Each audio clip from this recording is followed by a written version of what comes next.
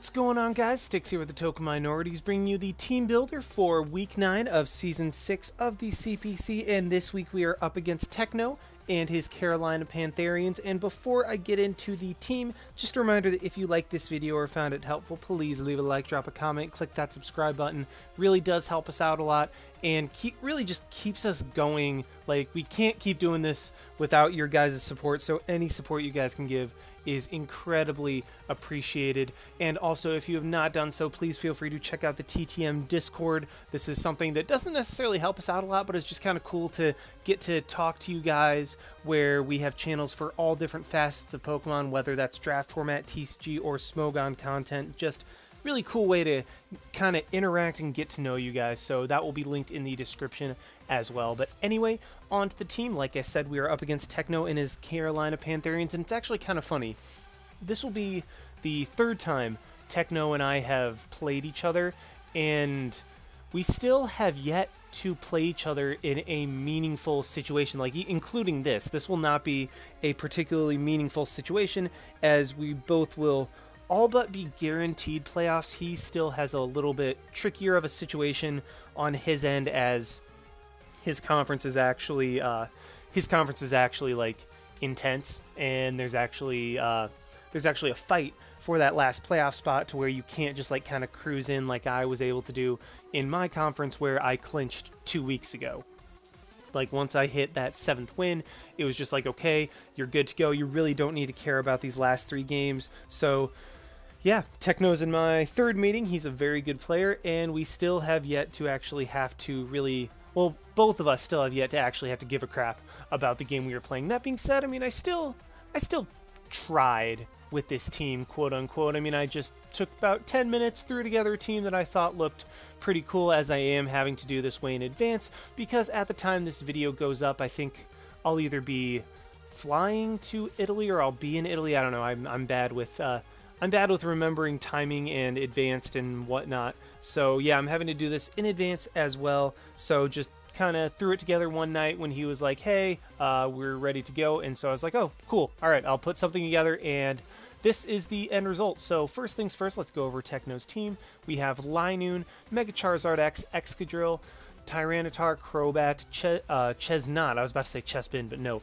Chesnaught, Alolan Ninetales, Heliolisk, Tentacruel, and Slurpuff. So a very, very terrifying team overall. I mean, just a lot of threats up and down. Literally every single one of his mons could realistically be brought against me. So that's something that I cannot take lightly, and considering Tech is a very good player, he will use those to the best of his ability as well. So, I mean, not putting a whole lot of thought into this, but I'm trying to have some fun with it, and this team is something that I did put together with the intent to win. I'm not just saying that I'm going to throw, like, I'm trying to win, but it's just more of a let's have fun, let's try out some cooler sets and see if we can pull off a nice little cheeky W at near the end of the season. So first things first, we have a Terrain Extender Tapu Koko with Wild Charge, Brave Bird, U-Turn, and Roost. I thought about Choice Band for a little bit, but then going over the team in the last couple minutes before we were about to battle, I was like, nah, this team looks like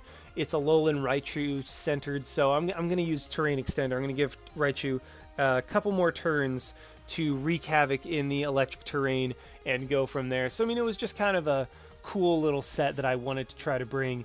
And then physical, just because he does have Excadrill, which hard walls pretty much most variants of Tapu Koko. It even still walls this one, but at least when I'm clicking U-Turn, it will do more damage than like a specially based Tapu Koko. And then Wild Charge and Brave Bird just have good coverage against his team. I went for the max in attack and speed, one of the more standard EV spreads I've gone with, just because, I mean, he has a Crobat. I figure that I can just go ahead and try to speed tie that thing at the very worst. Just know that I will at the very least outspeed it, or speed tie it, if I need to and if it comes to that. Next up, we are bringing a Dragonance Salamence with the Charty Berry with Dragon Claw, Earthquake, and Aerial Ace. Just figured that that was good enough coverage against his team if I'm able to get up to +1. Yes, he does have that little thing called Excadrill, but I don't know, between like Ferrothorn, Swampert, and Necrozma, I feel like I have enough answers to the Excadrill to where I'm able to try to run a Salamence that allows me to be able to set up and potentially run through his team if it is not a, or if he does not, or if Excadrill is knocked out later in the game. So I mean, it was just kind of a, you know what, I haven't used DD Salamence in a while, let's go ahead and try it out. Seems like it has a good enough matchup.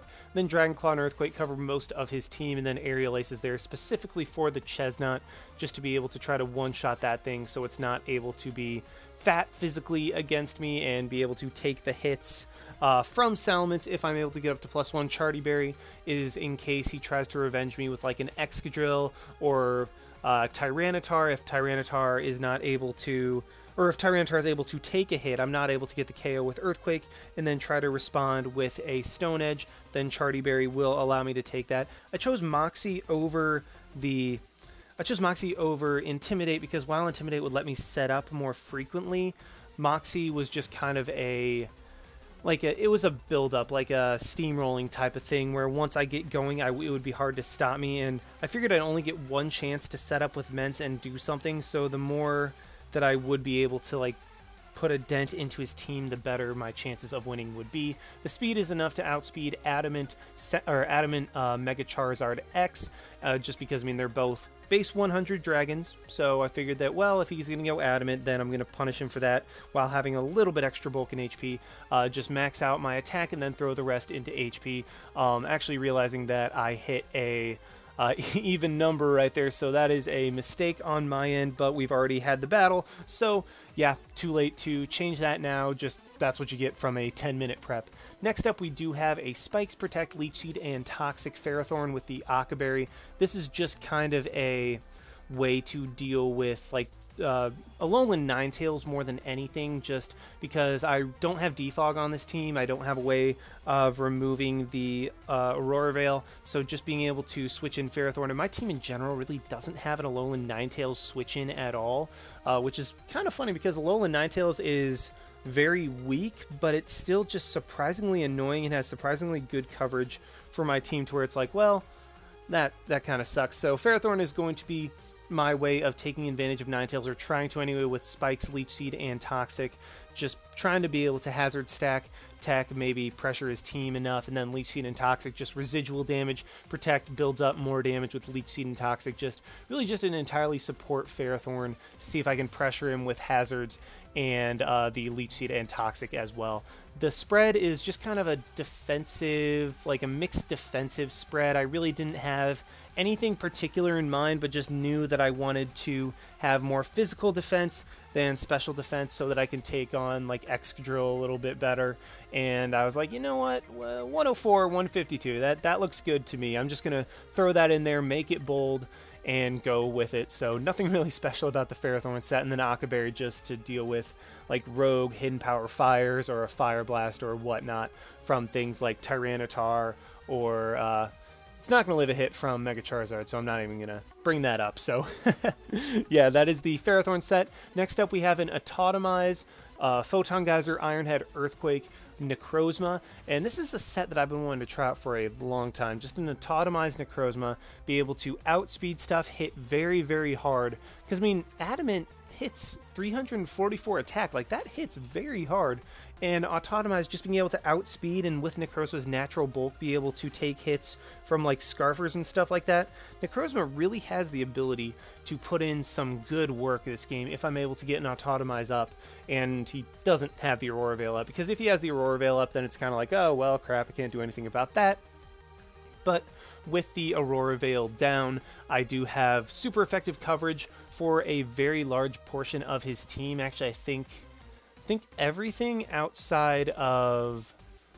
No, I have Tentacle. Heliolisk is the only mon that I do not have super effective coverage for with this set. So it's, if I can get an Autotomize up and he doesn't have Aurora Veil up, then this will put in a ton of work.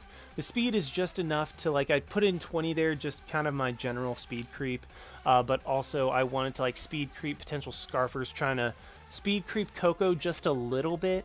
So I was like, you know what, 20 seems like a decent amount, and then just threw the rest in attack and threw the remainder into HP attack to hit as hard as possible. I decided on lefties energies over something like Cobra Berry or Iapapa Berry, just because, I mean, it gives me a little bit extra longevity. It cancels out the sand or the hail that might put me into chip range of something, so he can't just rely on sand or hail to stop my sweep, put me in range of an Excadrill or something like that, so he has to actually manually damage. So that was what I decided with on the Necrozma.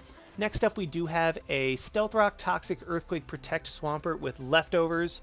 Stealth Rock just kind of obligatory for Hazard's Pressure and the Mega Charizard. Toxic to wear things down. Earthquake for a harder hit against Mega Charizard X. And then Protect just to be able to scout out moves. Scout out like a Z move potentially from Excadrill. Scout out like maybe a Choice Locked Heliolisk or Tyranitar. Just stuff like that. Helps with scouting, helps with Toxic and Leech Seed recovery, just be able to recover a little bit more with leftovers.